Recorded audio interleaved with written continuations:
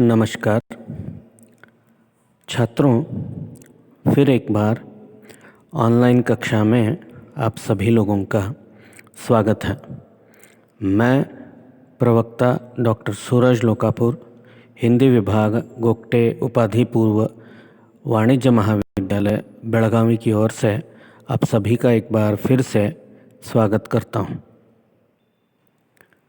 तो जैसे कि हमने पिछली कक्षा में विश्लेषित किया, विवरण लिया प्रतिशोध एकांकी के एक अंकी लघुत्तरीय एक शब्द एक वाक्य या एक वाक्यांश में जिनका उत्तर लिखा जाता है, उनमें से हमने शुरुआत के 1 से 20 तक के प्रश्नों को उत्तर सहित विश्लेषित किया।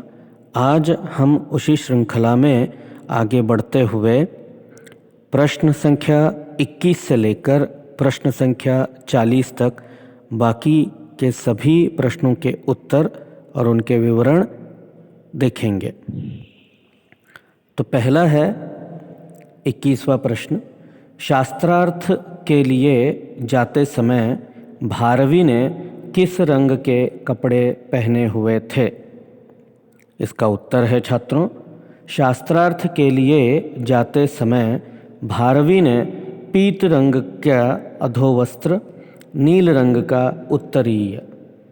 तो छात्रों, पीत रंग का अधोवस्त्र मतलब धोती और नील रंग का उत्तरीय मतलब ऊपर के शरीर के हिस्से पर ओढ़ने वाला कपड़ा उत्तरीय पहना था। अब 22वां प्रश्न है, भारवी से मिलने आई स्त्री का नाम लिखिए। तो उत्तर होगा भारती। 23वां प्रश्न है, वसंत ऋतु में किसके स्वर से सब परिचित हैं? वसंत ऋतु में किसके स्वर से सब परिचित हैं? उत्तर है वसंत ऋतु में कोकिल के स्वर से सब परिचित हैं। वसंत ऋतु में कोकिल के स्वर से सब परिचित हैं। 24वां प्रश्न है, ब्रह्मज्ञान किसकी वीणा पर नृत्य करने के समान था? उत्तर होगा ब्रह्मज्ञान सरस्वती की वीणा पर नृत्य करने के समान था। सरस्वती की वीणा पर नृत्य करने के समान था। 25वां प्रश्न है, भारती ने भारवी को कहाँ देखा? भारती ने भारवी को कहाँ देखा?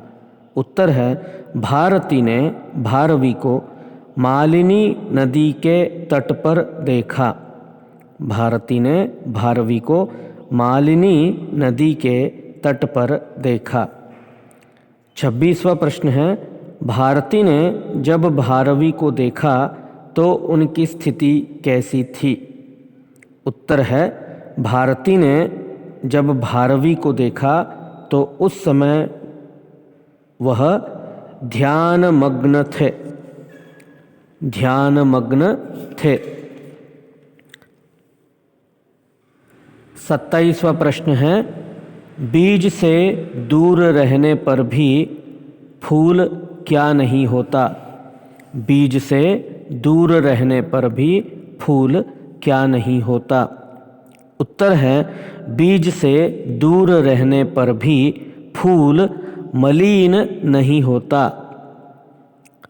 28वां प्रश्न है, भारवी के पिता को किसके पांडित्य को देखकर प्रसन्नता होती थी? भारवी के पिता को किसके पांडित्य को देखकर प्रसन्नता होती थी? उत्तर है भारवी के पिता को भारवी का पांडित्य देखकर प्रसन्नता होती थी। भारवी के पिता को भारवी का पांडित्य देखकर प्रसन्नता होती थी। 29वां है, अहंकार किसमें बाधक है? अहंकार किसमें बाधक है? उत्तर है अहंकार उन्नति में बाधक है। अहंकार उन्नति में बाधक है। 30वां प्रश्न है, पिता के क्रोध में किसके प्रति मंगल कामना छिपी है? पिता के क्रोध में किसके प्रति मंगल कामना छिपी है? पिता के क्रोध में अपने पुत्र भारवी के प्रति मंगल कामना छिपी है। उत्तर है पिता के क्रोध में अपने पुत्र भारवी के प्रति मंगल कामना छिपी है। 31वां प्रश्न है, तलवार का प्रमाण किसका प्रमाण है? तलवार का प्रमाण किसका प्रमाण है? उत्तर है तलवार का प्रमाण निर्बलों का प्रमाण है। तलवार का प्रमाण निर्बलों का प्रमाण है। 32वां प्रश्न है, जीवन से क्या उत्पन्न होता है या होती है? 32वां प्रश्न, जीवन से क्या उत्पन्न होती है? उत्तर है जीवन से ग्लानि उत्पन्न होती है। जीवन से ग्लानि उत्पन्न होती है।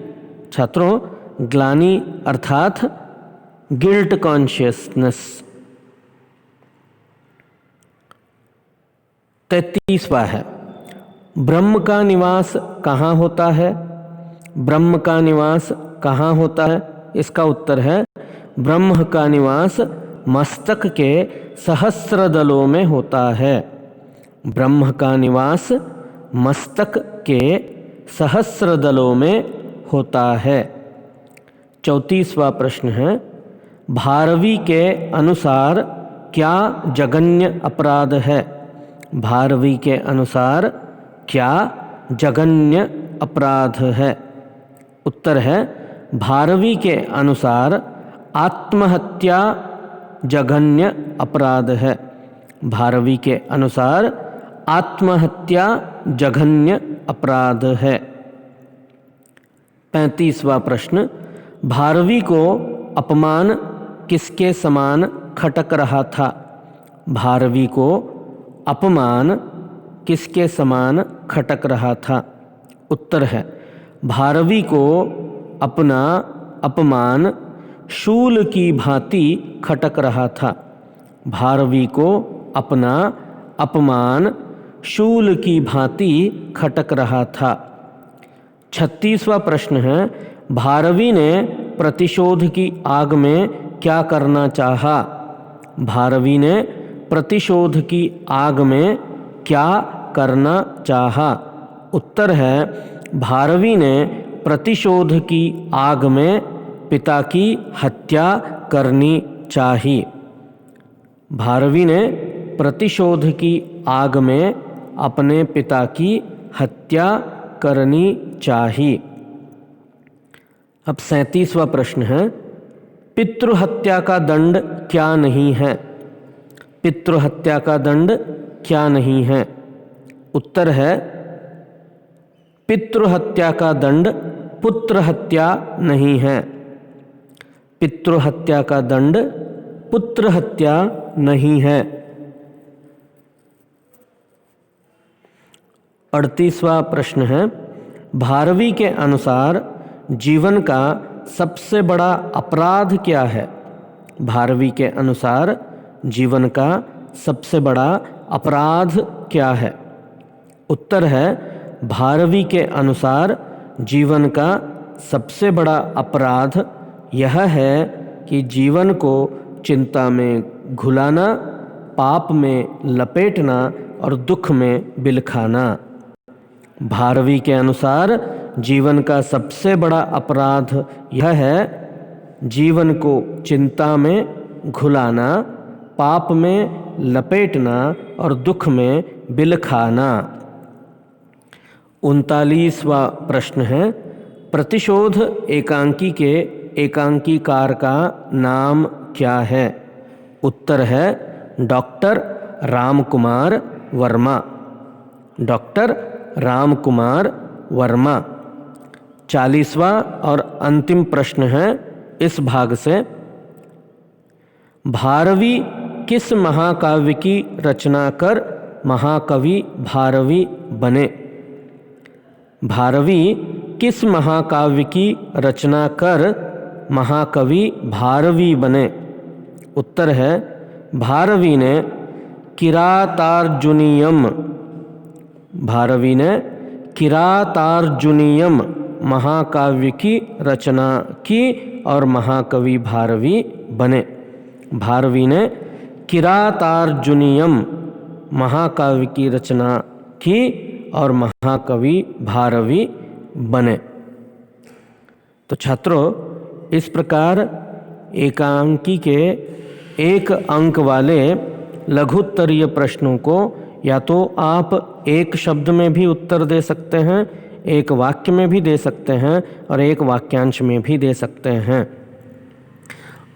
अधिक अंक प्राप्ति के लिए आपको पहले प्रश्न को सटीक रूप से समझना होगा और निर्णय लेना होगा कि इसके लिए एक शब्द में उत्तर दें या फिर एक वाक्य में।